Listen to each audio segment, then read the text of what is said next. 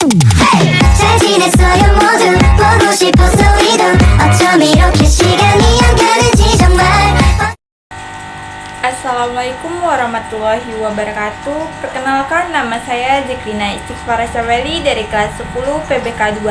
Kali ini saya akan menjelaskan materi tentang estetika seni tari.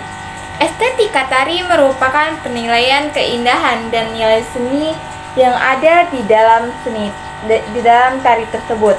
Ciri-ciri tarian yang mengandung nilai estetika terbagi menjadi 3. Yang pertama, tarian mampu menyiratkan visi keharmonisan atau wiraga, wirama, dan wirasa.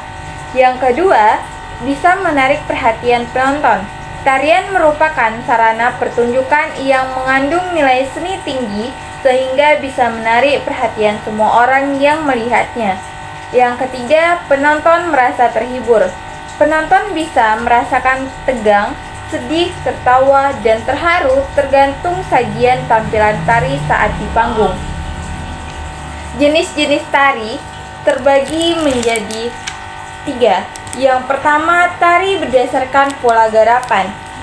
Bentuk gerak yang didasari pada aturan-aturan tertentu yang tidak boleh dihilangkan disebut tari tradisi.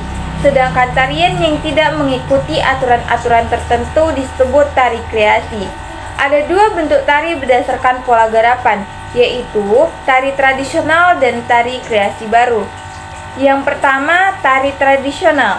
Tari ini adalah tari yang sudah mengalami perjalanan cukup lama dan selalu bertumpu pada pola-pola tradisi atau kebiasaan yang sudah ada karena sifatnya yang turun-temurun.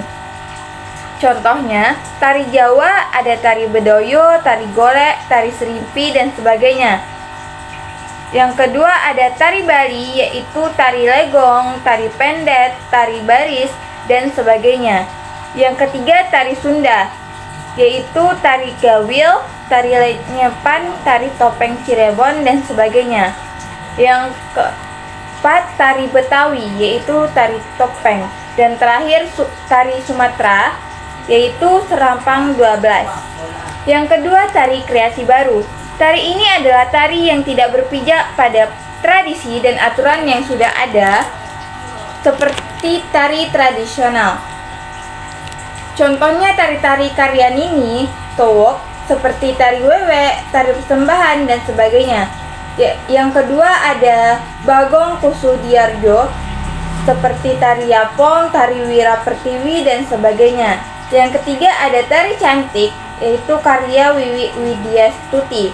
Yang keempat tari Gitak Balan karya Abdul Roshim. Dan terakhir tari Nanda Ganjen, yaitu karya Entong Sukirman, dan sebagainya. Yang kedua tari berdasarkan orientasi sosial. Tari berdasarkan orientasi sosial dapat dilihat dari masyarakat pendukungnya. Tari ini dibagi menjadi tari rakyat dan tari istana. Yang pertama ada tari rakyat. Tari rakyat adalah tari yang lahir dan berkembang di lingkungan rakyat jelata yang menandakan perkembangan tari primitif. Koreografi tari rakyat sederhana berpola pada tradisi turun-temurun, yaitu ada tari Ketuk Tilu dari Jawa Barat, tari Tayuban dari Jawa Tengah, tari Lenggar dari Banyumas, dan tari Gandrung dari Banyuwangi, masuk dalam kategori tari rakyat. Yang kedua ada tari klasik atau istana. Tari ini lahir dan berkembang hanya di lingkungan istana. Contohnya tari Bedoyo dari Jawa Tengah dan tari Tayuban dari Jawa Barat. Yang ketiga ada tari berdasarkan orientasi artistik. Tari berdasarkan orientasi artistik lebih menekankan pada penggarapan estetika seni. Tari tradisi itu sendiri memiliki ciri-ciri sebagai berikut. Yang pertama, gerak dan iringan sangat sederhana, misalnya hanya gerak kaki yang dihentakkan.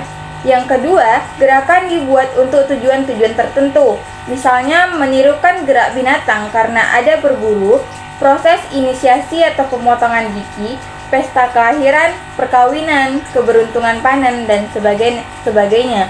Yang ketiga, instrumen sangat sederhana, terdiri dari tifa, kendang, tanpa melihat atau memperhatikan fungsi musik. Yang keempat, ada tata rias masih sederhana. Yang kelima, tari ini bersifat sakral karena untuk upacara keagamaan. Yang keenam, tarian ini ada sejak zaman prasejarah, kemudian hilang bersamaan dengan pola pikir. Yang terakhir, gerak lebih pada hentakan kaki.